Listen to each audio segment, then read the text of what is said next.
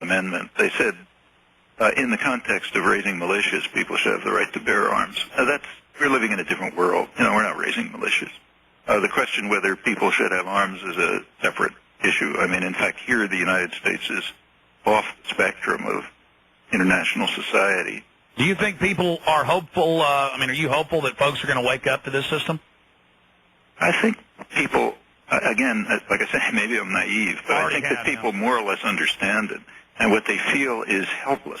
And they have to be able to overcome that feeling of helplessness. And there are ways of doing it.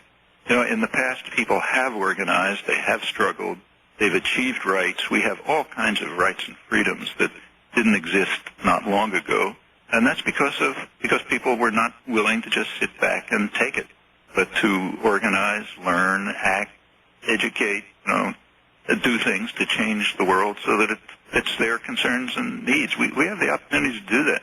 I mean, we're very privileged. We live in a society where, people are not controlled by force. That's an extremely important privilege. Well, Mr. Chomsky, I have to be honest with you, and I really appreciate you coming on. I want to tell folks about some of your publications and then let you get back to work. But right there, it seemed like a groupthink herding mechanism when you talked about the guns, and you said, well, I think America, the U.S., is, off from, the main line of the rest of the world, as if, we're a little backwards that we still have guns. I mean, that's that whole groupthink right there. It could be. I mean, I don't think it's an obvious question, and I think we'd really have to talk about it and think it through. But if you want my opinion, I think guns are much too easy to get in the United States. But England's crime rate just doubled 3 years after they took all the guns.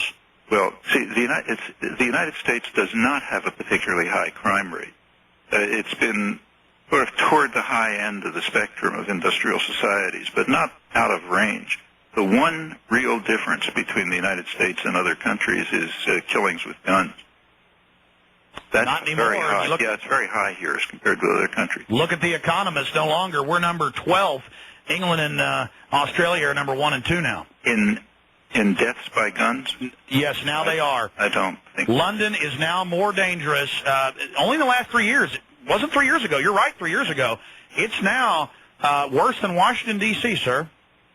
In deaths by guns? Yeah, I have about 4 different universities, 3 different governments, Australian Bureau of Statistical Data. It's all on Infowars.com right now, Professor. Okay, I'd take a look. But if that's the case, I'd look at the reasons, and I would suspect that the reason is that there has been an increased availability of guns.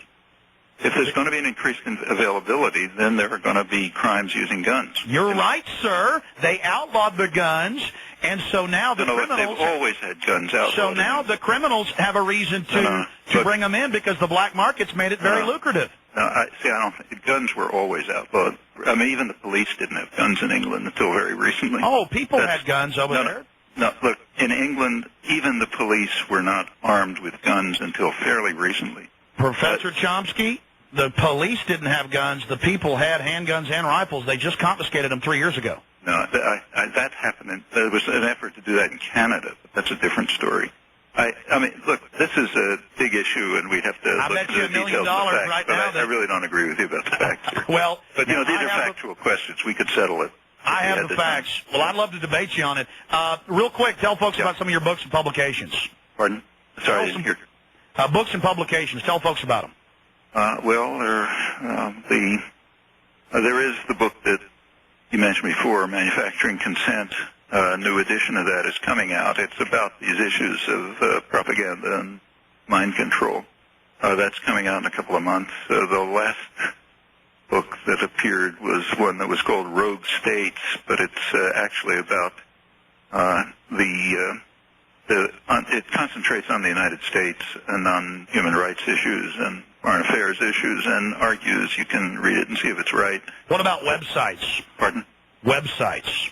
There are plenty of websites. There's one called VNet, which has a ton of material, including a lot of my things, and it has accesses to archives in which these things are available, and there are others. All right, Professor Chomsky, really do appreciate you joining us. I would just say this, one big part of controlling the thought process and the debate, where the rat thinks it has a choice, it can go forward, left, right, or back, but it's still in their system, is having people out there talking about this propaganda state in Madison Avenue and only pointing out certain parts of it and then misdirecting people back into the big government paradigm. And frankly, sir, you need to get the information on the guns, on the land grabbing, on all of it, because I have it right here. And I respect your work, but at the same time, just here talking to you, I think some of it isn't as honest as it could be. Well, that's for others to decide when they look at it. Yeah. Certainly is. Yeah. My audience is pretty well educated. Thanks for joining us. Say hi to David Rockefeller for me.